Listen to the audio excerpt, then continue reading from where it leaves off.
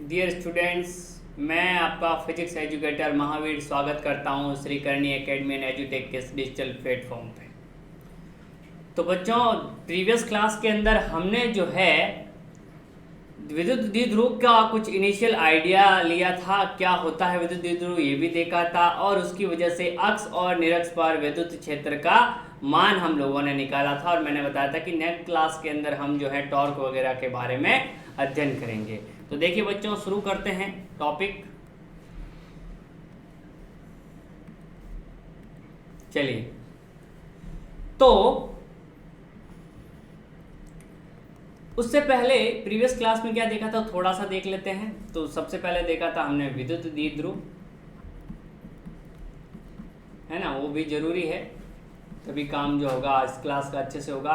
दो समान परिमाण और विपरीत प्रकृति के आवेश, यानी ये नेगेटिव है तो ऑब्वियसली ये पॉजिटिव होगा। और अगर परस्पर किसी भी डी दूरी पे रख दूं, कोई भी दूरी, तो ये जो सिस्टम होगा, मैंने कहीं पे 2a ले सकता हूँ, l ले सकता हूँ, कोई भी मेरा मतलब है, ये जो सिस्टम होगा ये क्या कहलाएगा, वे विद्युत द्विध्रुव कहलाएगा। लेकिन ये तो एक क्वालिटेटिव टर्म मान सकते हैं, या फिर ये मान सकते हैं कि हाँ एक प्रॉपर्टी, जैसे विद्युत क्षेत्र और विद्युत क्षेत्र की तीव्रता कैसे होती है, दोनों अलग अलग चीज़ें। विद्युत क्षेत्र से हम ज़्यादा कुछ नहीं समझ सकते, लेकिन तीव्रता से मैथमेटिकल समझते हैं। तो इसका मैथ्स जो यूज होता है, जो इसकी पावर बताता है, इसकी स्ट्रेंथ बताता है कि एक जो है दूसरे को कितना जो है ध्रुवित करेगा, ये सारी चीज़ें बताता है। वो बताता है द्विध्रुव आघूर्ण। क्या बताता है? द्विध्रुव आघूर्ण।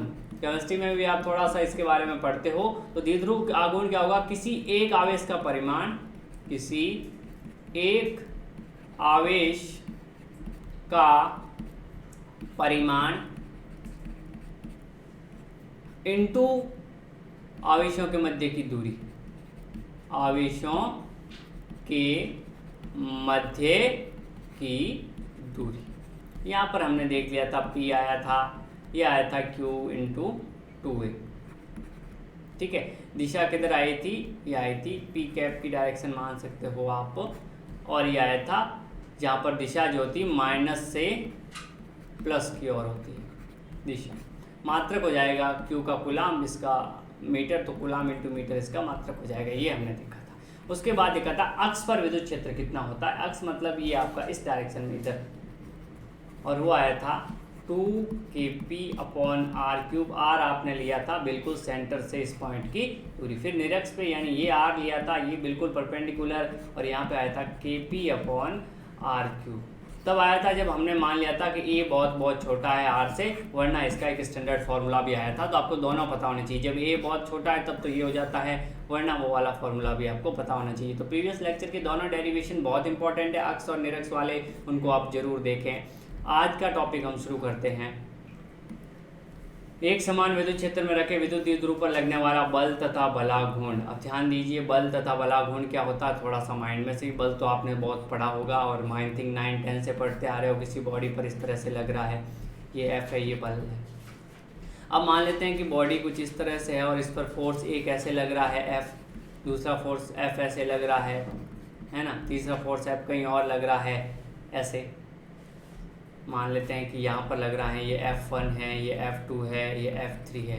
तो एक दिशा में लगने वाले फोर्सेज जो है वो तो घट जाते हैं, और दूसरी दिशा में लगने वाले फोर्सेज जो है आपस में जुड़ जाते हैं। ये थोड़ा सा ध्यान रखना है आपको, ठीक है। तो यहाँ पर क्या होगा, मतलब ये जो फोर्सेज की वजह से, तो मैं मान लेता हूँ कोई बिंदु है, पॉइंट ये है यहाँ पर, A पॉइंट यहाँ पर है ना, O है, इसके अबाउट मुझे बलाघूर्ण निकालना है। तो बलाघूर्ण का फॉर्मूला जो होता है वो थोड़ा सा ध्यान रखना, आपको पता होना चाहिए। 11th क्लास याद करो, मैं थोड़ा बेसिक बताता हूँ। बल इंटू बल की क्रिया रेखा से लंबवत दूरी।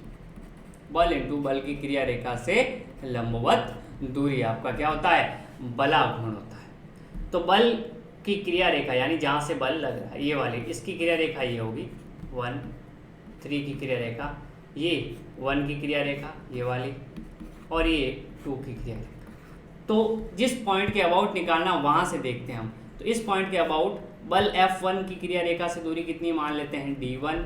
F2 की लंबवत दूरी, ये क्रिया रेखा से लंबवत दूरी ये D2, और F3 की मान लेते हैं ये D3। तो क्या हो जाएगा बच्चों?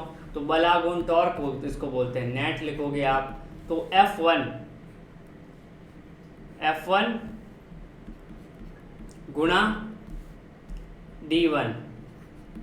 टॉर्क का मतलब होता है रोटेट करना, ऐसे एक फोर्स इधर तो ये ऐसे रोटेट होगा। आप सोच सकते हो कि तो ऐसे खींच रहा है तो इस तरह से ये रोटेट होगा। तो अब देखिए यहाँ पर ये F1 इंटू D1, इसकी वजह से क्या आ जाएगा प्लस F2 इंटू डी, कितनी दी है हमने 3 ली है, ध्यान रखना F2 इंटू D3, क्योंकि F2 की क्रिया रेखा की दूरी D3 ली है। अब यहाँ पर देखिए F3 लगाया हमने एक फोर्स यहाँ पर F3 ये वाला, इसकी क्रिया रेखा से दूरी कितनी ली है D2 ली है, तो minus F2 into F3 into D2। क्यों लिया मैंने माइनस, क्योंकि देखो एक ही पॉइंट पर ये वाला इसको ऐसे भेजेगा तो ये वाला क्या करेगा, ये वाला चाहेगा कि ऐसे, अगर दोनों एक ही डायरेक्शन में खींचेंगे इसको तो ये घूमेगा नहीं। घूमेगा कब, जब ये इसको इधर खींचेगा और ये इसको, अपोजिट फोर्स अगर लगेंगे तो जो है इनको खींच जो है घुमा सकते हैं, अदरवाइज क्या हो जाएगा ये नहीं घूम पाएगा। तो थोड़ा सा बेसिक आइडिया है, आगे आप द्विध्रुव में ये कॉन्सेप्ट यूज आएगा तब मैं आपको बहुत अच्छे से और बता दूंगा कि कैसे यूज करना है। बेसिकली फोर्स और उसकी क्रिया रेखा से लंबवत दूरी का जो है हमें गुणनफल करना है और वही आपको बलागुण देगा, है ना। बेसिक ज़्यादा आपको अगर माइंड में नहीं सोचना है कि क्या कैसे होगा, धीरे धीरे जब चैप्टर आगे बढ़ेगा तो ये सारी चीज़ें आ जाएगी। फॉर्मूला बहुत इंपॉर्टेंट है, ये इसको थोड़ा सा ध्यान रखना, है ना। अगर फोर्स सपोर्ट कर रहे हैं तो वो जुड़ जाएंगे और अगर अपोज कर रहे हैं तो घट जाएंगे। मान लो कि एक ये भी इसको ऐसे खींच रहा है और नीचे वाला भी ऐसे खींच रहा है, अब दोनों ही ऐसे खींच रहे हैं, मान लो ये दोनों उंगलियां, ये वाली यो वाली, ये दोनों उंगलियां ऐसे खींच रही है, कभी घूम नहीं पाएगा बच्चों। लेकिन अगर ये इसको ऐसे धक्का दे इधर और ऊपर वाला ऐसे धक्का दे ऐसे, तो ये घूम जाएगा। आगे देखेंगे इसको, चलिए। तो यहाँ पर सबसे पहले तो मैं निकालूंगा बल, क्या निकालूंगा,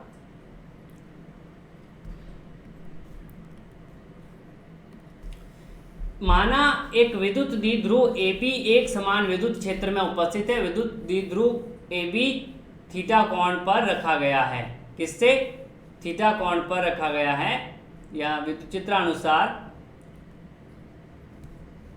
थीटा कोण पर चित्रानुसार रखा गया, किससे, विद्युत क्षेत्र से, विद्युत क्षेत्र से, विद्युत क्षेत्र से कौन सा एंगल बनाया हुआ है, थीटा बनाया हुआ है। एक समान विद्युत क्षेत्र मतलब इस तरह से,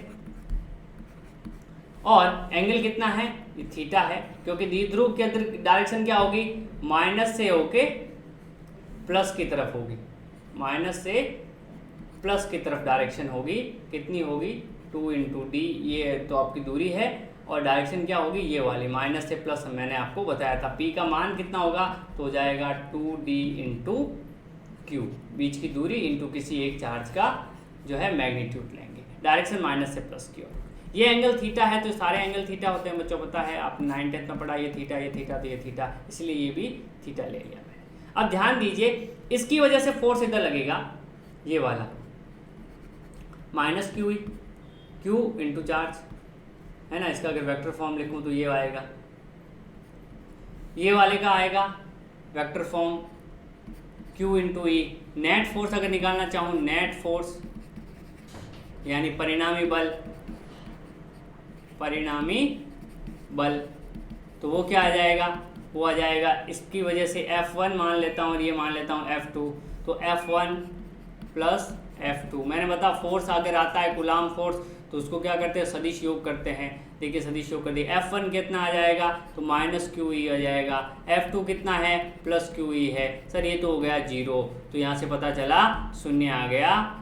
यानी कोई भी एक समान विद्युत क्षेत्र में कोई द्विध्रुव रखा हुआ है तो उस पर लगने वाला परिणामी बल 0 होता है। अपनी कॉपी के टॉप पे लिख दीजिए कि एक समान विद्युत क्षेत्र में कोई विद्युत द्विध्रुव रखा हुआ है तो उस पर लगने वाला परिणामी बल 0 होता है। हमेशा ध्यान रखना, ये परिणामी बल हमने निकाल दिया है। क्या निकाला है, परिणामी बल निकाल दिया है विद्युत द्विध्रुव पर। किस पर, विद्युत द्विध्रुव पर। चलिए अब देखिए यहाँ पर, ये तो बल हमने निकाल लिया। अब बलागुण कैसे निकालेंगे, तो उसके लिए भी फंडा है, वो यूज करते हैं। अब देखिए यहाँ पर ये एक चार्ज माइनस प्लस क्यू रखा हुआ है, मिनट। और यहाँ पर माइनस क्यू चार्ज रखा हुआ है, यहाँ पर प्लस क्यू चार्ज रखा हुआ। इस पर फोर्स लगेगा इस डायरेक्शन में और इस पर फोर्स लगेगा इस डायरेक्शन F1 और इस पर फोर्स लगेगा, मान लेते हैं F2। इस पर फोर्स लगेगा Q इंटू ई अगर मैं वेक्टर फॉर्म में बात करूं, और इस पर फोर्स लगेगा माइनस Q इंटू ई। बिल्कुल लगेगा सर, क्योंकि माइनस डायरेक्शन में है तो माइनस लगेगा, यहाँ पे प्लस डायरेक्शन में तो प्लस लगेगा। अब सर मुझे टॉर्क निकालना, सर ये एंगल थीटा है तो ये भी थीटा होगा, तो यहाँ पे एंगल ये भी थीटा होगा। सर ये बीच की दूरी 2a मान लेते हैं, तो ये लंबवत दूरी क्या हो जाएगी सर, तो ये लंबवत दूरी जो हो जाएगी वो जाएगी 2a साइन थीटा। कैसे हो जाएगी सर, ये कर्ण है 2a, ये कर्ण है, लंब मुझे निकालना है और थीटा मुझे दे रखा है, तो साइन थीटा क्या हो जाता है, साइन थीटा हो जाता है लंब बट्टे कर्ण, कर्ण कितना 2a, तो 2a साइन थीटा बराबर यहाँ पे क्या हो जाएगा L, और L क्या है, यही है। अगर मैं इसको ले लूँ A, इसको ले लूँ B, इसको ले लूँ C, तो BC की वैल्यू क्या है, ये वाली। अब यहाँ पर फोर्स की क्रिया रेखा देखो, अगर मैं यहाँ पर मान लेता हूँ इस पॉइंट के अबाउट मानता हूँ इसी लाइन के, तो देखो यहाँ से फोर्स की क्रिया रेखा की दूरी लंबवत ये होगी, इस वाले की तो F2 की तो F1 की 0 होगी, क्योंकि F1 वहीं से गुजर रहा है, जहाँ से गुजर रहा है उसकी कोई भी लंबवत दूरी नहीं होगी। थोड़ा सा ही ध्यान दीजिए, ये बिल्कुल बता रहा हूँ। अब आपको बता रहा हूँ कि F2 क्या करेगा, F2 इसको ऐसे घुमाएगा, F1 ऐसे घुमाएगा, ऐसे F2 ऐसे ऊपर वाले से ध्यान दीजिए, ऐसे इधर घुमा रहा है ना इस डायरेक्शन में, और F1 क्या कर रहा है, F1 इधर लग रहा है तो इधर घुमा रहा है, तो ये दोनों ये से घूम जाएगा थोड़ी देर में इस तरह से। तो क्या होगा, बल तो नहीं लग रहा है लेकिन बलाघूर्ण लगेगा, बल तो नहीं लग रहा है लेकिन बलाघूर्ण लगेगा, क्योंकि क्रिया रेखा जो है दोनों की अलग अलग है, इसलिए बलाघूर्ण लगेगा। कैसे लगेगा देखिए, अब यहाँ पर ये वाला विद्युत क्षेत्र बना लेता हूँ।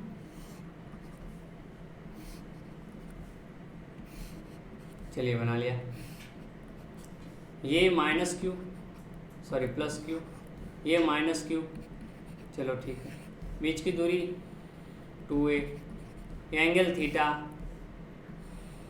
ये एंगल थीटा, तो ये वाली दूरी क्या हो जाएगी 2a साइन थीटा। ऑलरेडी पता है ट्राइंगल है, रेक्टेंगल है, समकोण त्रिभुज है, तो लंब की वैल्यू क्या होगी, कर्ण इंटू 2a साइन थीटा।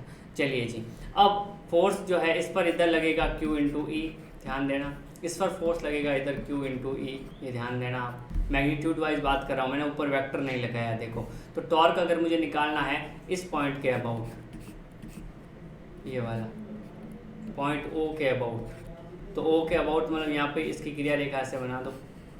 अब देखो ये QE की क्रिया रेखा और पॉइंट से निकल रही है, निकल रही है कि नहीं निकल रही, इस O से इस वाले, अगर मैं इसको F1 मानूँ और इसको F2 मानूँ, तो F1 की क्रिया रेखा तो इसी बिंदु से निकल रही है, तो इसका टॉर्क तो हो जाएगा 0, तो बचेगा किसका, सिर्फ इस वाले का टॉर्क बचेगा बच्चों। और इसका क्या होगा, तो मैंने बताया था बल, यहाँ पे लिखोगे बिंदु O के सापेक्ष बलाघूर्ण, बलाघूर्ण कितना हो जाएगा, बलाघूर्ण जो होता है बच्चों वो होता है बल प्लस आघूर्ण, क्या हो जाएगा, दीर्घ संधि लगती है बलाघूर्ण, थोड़ा हिंदी भी पढ़ लिया करो। देखिए ये हो जाएगा बल इनटू बल की क्रिया रेखा से लंबवत दूरी, तो टॉर्क इसको इससे निकालते हैं, है ना, डिनोट करते हैं QE, बल कितना QE, बल की क्रिया रेखा से दूरी, ये बल की क्रिया रेखा ये, इससे लंबवत दूरी QE की, ये वाली मैंने बताया था ना, F1 F2 D1 D2 लेके बताया था, तो QE ये BC, साइन थीटा बराबर BC अपॉन 2a, पता है आपको, लंब बट्टे कर्ण बराबर साइन थीटा, तो BC की वैल्यू हो जाएगी 2a साइन थीटा चित्रानुसार, है ना। इनका हिंदी रूपांतरण भी कर रहा हूँ मैं, आपको हिंदी में ही लिखने हैं, ठीक है। तो टॉर्क हो जाएगा Q इंटू ई, और यहाँ पे BC की जगह क्या आ जाएगा बच्चों, 2a साइन थीटा। अब आपको पता है Q इंटू 2a होता है P, द्विध्रुव आघूर्ण जिसको बोलते हैं, एक आवेश और बीच की मध्य की जो है दूरी, तो द्विध्रुव Q इंटू 2a है, ये ध्यान रखना, है ना बच्चों। इसको थोड़ा सा अच्छे से लिख देते, ठीक है। ये है द्विध्रुव आघूर्ण, चलिए जी सर, द्विध्रुव आघूर्ण आ गया, तो इसको सर लिख दें Q और 2a की जगह तो P आ जाएगा, तो P E साइन थीटा, ये टॉर्क का फॉर्मूला आ जाता है। और साइन थीटा क्रॉस मल्टीपल होता है, सदिश गुणनफल होता है, इसको लिख सकते हैं P क्रॉस E, ये वेक्टर में आएंगे सारे, ध्यान देना, बराबर ये टॉर्क आएगा, ये भी वेक्टर में आएगा। और मात्रक होता है टॉर्क का न्यूटन इंटू मीटर, क्योंकि बल का मात्रक न्यूटन और दूरी है, ये क्रिया रेखा से दूरी का मात्रक मीटर होता है। ये क्या है, सदिश रूप में, सदिश रूप में। दिशा होती है दोनों के, क्रॉस दिशा हमेशा ऐसे बताते हैं, कैसे, आई इधर डायरेक्शन में, आई इधर होता है ना, आई क्रॉस जे, अंगूठा क्या आता है, के इधर आता है, यानी दोनों को ऐसे क्रॉस करते हैं। तो मैं मान लेता हूं कि ये अगर ई इधर है और मान लेते हैं पी इधर है और ई इधर है, तो P क्रॉस E किधर आएगा, तो P क्रॉस E, P की दिशा में उंगलियां रखो और A की दिशा E में ऐसे कर दो, ऐसे रखो इस डायरेक्शन में और ऐसे कर दो, फिंगर बहुत काम आएगा, मैग्नेटिज्म पूरी इस हाथ पे चलेगी, इसलिए बहुत ध्यान रखना। P क्रॉस E, P की डायरेक्शन में उंगलियां रखो और E, तो अंगूठा इधर आ रहा है, यानी ये अगर मैं मान लेता हूं X अक्ष है, ये Y है, तो अंगूठा किधर आ रहा है, Z, तो P क्रॉस E की दिशा आएगी Z, यानी दिशा दोनों के तल के लंबवत आएगी, दोनों के तल के लंबवत होगी। ये चीज़ क्लियरली समझ में आनी चाहिए कि बलाघूर्ण कैसे हम निकालते हैं और बल कैसे निकालते हैं और इनकी दिशाओं को हम जो है कैसे करते हैं, कैसे नहीं करते हैं, इसके बारे में थोड़ा पता आपको होना चाहिए। पूछा यही जाएगा कि एक समान विद्युत क्षेत्र में कोई द्विध्रुव रखा हुआ है तो उस पर परिणामी बल क्या लगेगा, तो आंसर होना चाहिए 0। परिणामी बलाघूर्ण क्या लगेगा, तो आंसर होना चाहिए PE साइन थीटा। ये सारी चीज़ें आपको अपनी कॉपी में भी इस तरह से नोट्स बनाते हुए लिखनी है, डायग्राम को बहुत अच्छे से कैसे हमने बलाघूर्ण निकाला है, थोड़ा और इस पर चर्चा कर रहा हूँ अभी आगे, ताकि और क्रिस्टल क्लियर आपका हो जाए। अब देखो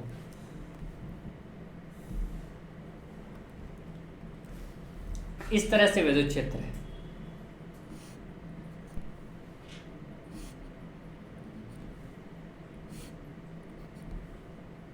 ध्यान देना थोड़ा, द्विध्रुव को ऐसे रखा हुआ है, ठीक है जी, बिल्कुल ऐसे है विद्युत क्षेत्र, कोई प्रॉब्लम नहीं, इक्वी डिस्टेंस होना चाहिए, एक समान विद्युत क्षेत्र। इस पर ये है प्लस Q और ये वाला है माइनस Q, बीच की दूरी 2a है, मैं एक मिड पॉइंट ले लेता हूँ, तो ये बीच की दूरी ये a हो जाएगी, यहाँ से यहाँ तक और यहाँ से यहाँ तक a, आपको क्लियरली समझ में आ जाना चाहिए, यहाँ से यहाँ तक a हो जाएगी और यहाँ से यहाँ तक a हो जाएगी, ये मिड पॉइंट है, बिल्कुल O है ना। तो इस पर फोर्स इस डायरेक्शन में लगेगा और आपको पता है वो कितना लगेगा, Q इंटू E लगेगा, और इस पर फोर्स आपको पता है इस डायरेक्शन में लगेगा और वो लगेगा Q into E। Minus plus इसलिए नहीं ले रहा क्योंकि मैं वेक्टर नहीं लगा रहा हूँ, परिणाम ले रहा हूँ बस, ठीक है। चलिए जी यहाँ पर ओके।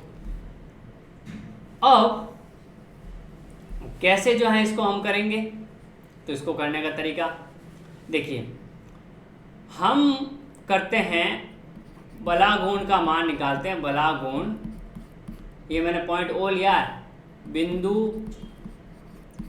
O के सापेक्ष,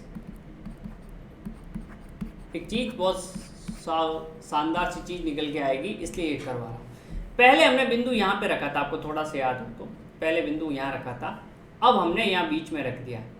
पहले मैंने इसलिए रखा था कि किसी एक फोर्स जो है उसका बलाघूर्ण 0 हो जाए, मतलब क्योंकि यहाँ बिंदु था और इसी से मैंने एक फोर्स निकाल दिया, तो इसके रेस्पेक्ट में 0 हो जाए तो मुझे काउंट करने में आसानी हो। लेकिन अब यहाँ है, तो अब देखो यहाँ पर है बच्चों, तो ये वाला फोर्स ऐसे लग रहा है इस डायरेक्शन में, तो इसका इस बिंदु से क्रिया रेखा से दूरी लंबवत ये होगी, और ये वाला फोर्स जो है इधर लग रहा है, इसकी लंबवत दूरी होगी इसकी क्रिया रेखा से, मतलब यहाँ पर इस पॉइंट से लंबवत दूरी क्या हो जाएगी, ये वाली, होगी या नहीं होगी? पहले तो 0 हो गई थी क्योंकि पहले इधर ही लग रहा था, ऐसे लग रहा था पहले तो इस वाले की तो थी, इस वाले की 0 हो गई, यहाँ से कोई लंब दूरी थी नहीं, लेकिन अब दोनों हो गई। कितनी हो गई? ये भी थीटा है, ये भी थीटा है, तो देख लीजिए ये दूरी a है तो कर्ण वाला वही, तो a साइन थीटा होगी, और ये वाले भी कितनी होगी?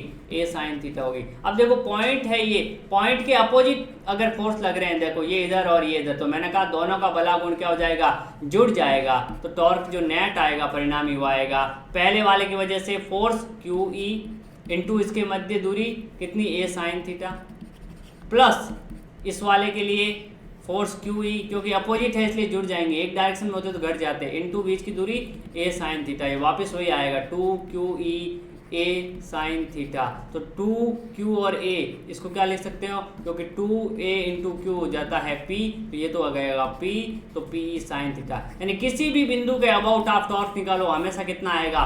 PE साइन थीटा आएगा। तो इससे यहाँ पर एक कॉन्सेप्ट आता है, अपनी कॉपी के टॉप पे आप लिखोगे कि जब किसी वस्तु पर नेट फोर्स 0 है, मतलब परिणामी बल 0 है, तो ये जरूरी नहीं है कि उस पर परिणामी बलागुण भी 0 आए, लेकिन हमेशा किसी भी बिंदु के अबाउट परिणामी बलागुण समान आएगा, ये जरूरी है।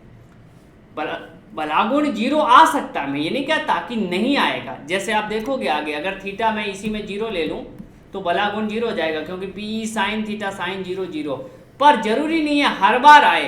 तो नेट फोर्स यानी परिणामी बल 0 है तो परिणामी बलागुण 0 होगा, ये जरूरी नहीं है, हो भी सकता है, लेकिन किसी भी बिंदु के अबाउट आप अगर परिणामी बलागुण निकालोगे वो समान आएगा। जैसे यहाँ पर देखो, इधर निकाला PE साइन थीटा, इस पॉइंट के अबाउट निकाल लो PE साइन थीटा, इसके अबाउट, इसके अबाउट, किसी के अबाउट निकाल लो, हमेशा PE साइन थीटा ही आएगा।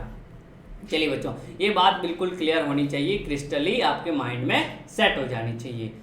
थोड़ा सा और जो है इसके बारे में अध्ययन कर लेते हैं, वो क्या है?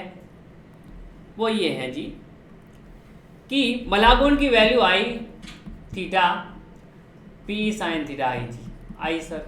अब पूछे कि अगर थीटा 0 हो तो, 0 हो तो देखिए भाई PE साइन 0 कर दो, साइन 0 तो 0 होता है सर, तो आंसर आ जाएगा 0, यानी 0 डिग्री।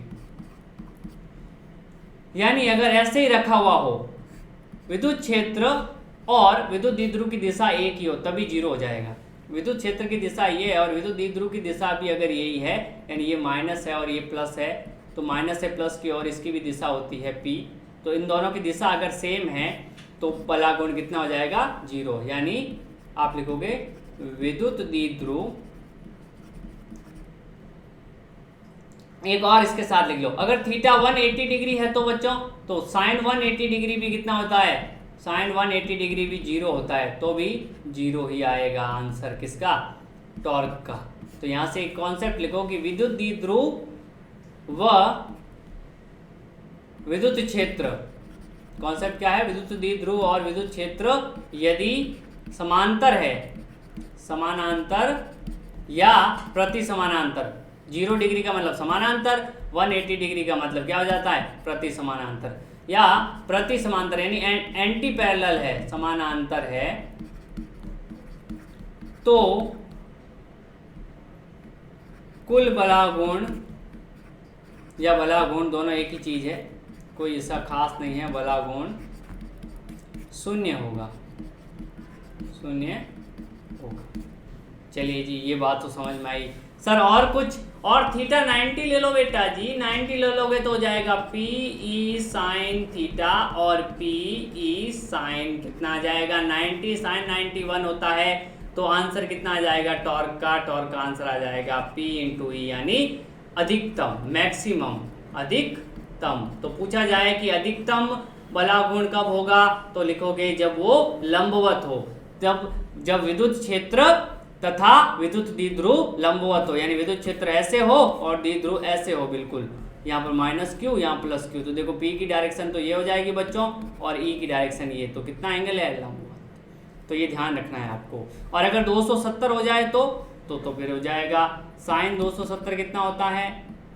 थोड़ा सा माइंड में यूज कीजिए, तो साइन 270 जो है वो हो जाता है -1, इसलिए क्योंकि देखो ग्राफ ऐसे बनता है, इस तरह से ग्राफ बनता है, थोड़ा सा ध्यान दीजिए। ये 90 पे कितना होता है 1, 180 पे 0, 270 पे -1, तो यहाँ पे कितना आ जाएगा, अगर थीटा 270 है तो आंसर आएगा -PE यानी मिनिमम, ध्यान देना। तो न्यूनतम होता है -PE, अधिकतम हो सकता है PE और बीच का हो सकता है 0। ऐसे नहीं, न्यूनतम 0 नहीं होगा, -PE फिर 0 यानी -2, 0 से तो छोटा ही है, और फिर PE। ये कब होता है 270 पे, ये होता है 180 और 0 पे, और ये होता है 90 पे। तो ऐसे भी कई बार घुमा फिरा के पूछ सकते हैं कि अधिकतम बला गुण कब होगा, कितने डिग्री पे होगा। तो क्रिस्टल क्लियर आपको माइंड रखना है, बिल्कुल अच्छे से रखना है कि कैसे जो है कॉन्सेप्चुअली हम चीज़ों को निकालते हैं। तो आई होप ये आपका क्लियर हुआ होगा। और इसके साथ आपका लेक्चर नंबर 1 जो है,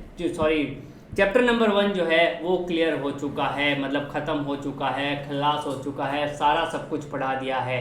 क्या क्या जो है हमने डिस्कस किया है वो भी मैं आपको बता देता हूँ। प्लेलिस्ट में आपको सारे टॉपिक्स मिल जाएंगे। तो हम सारे टॉपिक्स के बारे में थोड़ा सा मैं आपको एक बता देता हूँ आइडिया कि क्या क्या हमने डिस्कस किया है इस चैप्टर के अंदर। बच्चों, सबसे पहले हमने पढ़ा है आवेशन की विधियाँ। आप अपनी बुक से मिला देना, एक भी ऐसा टॉपिक नहीं रहेगा जो हमने डिस्कस नहीं किया है। और एग्जाम के पॉइंट ऑफ व्यू से आज का लेक्चर और कल का लेक्चर डेरिवेशन के हिसाब से बहुत इंपॉर्टेंट है। अक्ष पर विद्युत क्षेत्र, निरक्ष पर विद्युत क्षेत्र और बला गुण तथा बल, तो इनको तो आप मैथमेटिकली बहुत अच्छे से करें। आवेशन की विधियां देखा था, उसके बाद जिसमें 3 विधियां पढ़ी थी हमने, घर्षण, चालन और प्रेरण। सर ये पढ़ ली। सेकंड हमने सर पढ़ा था आवेशों के गुणधर्म। आवेशों के गुणधर्म में हमने सर पढ़ा था इंपॉर्टेंट 2 चीजें, क्वांटीकरण सबसे इंपॉर्टेंट जो आपने बताया, और आवेशों का संरक्षण। उसके बाद भी बहुत सारी चीजें पढ़ी थी, पर ये क्वांटीकरण, आवेशों का संरक्षण, कितने टाइप्स के आवेश होते हैं, समान आवेशों में क्या होगा, विपरीत आवेशों में क्या होगा, है ना, कब मास पर निर्भर करेगा, कैसे जो है वेलोसिटी पे, बहुत सी सारी चीजें देखी थी। ये सारे गुणधर्म पढ़े थे। फिर हम आए थे कूलाम नियम पे। कूलाम नियम, और कूलाम नियम पे हमने देखा था कि 2 आवेशों के मध्य फोर्स कितना होता है, माध्यम में कूलाम नियम का क्या मान होता है, और सदिश रूप क्या होता है कूलाम नियम का। ये तीनों चीजें हमने देखी थी। Q1 Q2/r² से हमने बहुत सारे न्यूमेरिकल भी सॉल्व किए। फिर 4th हम आए थे विद्युत क्षेत्र पे। क्या आए थे, विद्युत क्षेत्र पे आए थे। उसमें विद्युत क्षेत्र और विद्युत क्षेत्र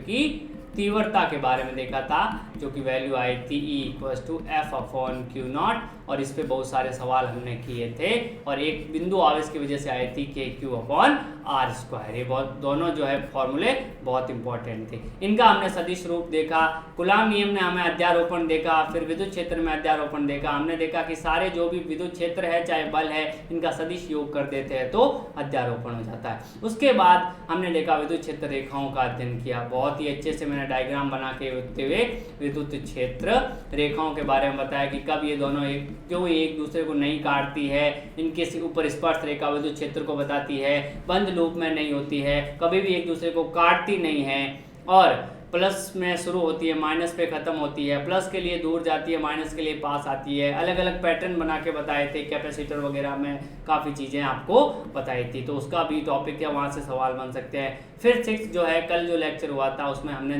क्या देखा था, विद्युत द्विध्रुव के बारे में पढ़ा था। और विद्युत द्विध्रुव के बारे में जो प्रीवियस लेक्चर था उसमें हमने क्या देखा कि अक्ष और निरक्ष, यानी अक्ष मतलब ये -Q, ये +Q, तो यहाँ पर कितना विद्युत क्षेत्र होता है, अगर इसके सेंटर से दूरी r है यहाँ पर, तो आया था 2kP/r³। जब r जो है बहुत बहुत बड़ा था a से, और p यहाँ पर जो द्विध्रुव आघूर्ण था, ये आपको पता होना चाहिए। डायरेक्शन किधर होती है, तो इधर डायरेक्शन में होता है, इसी डायरेक्शन में आया था माइनस से +Q।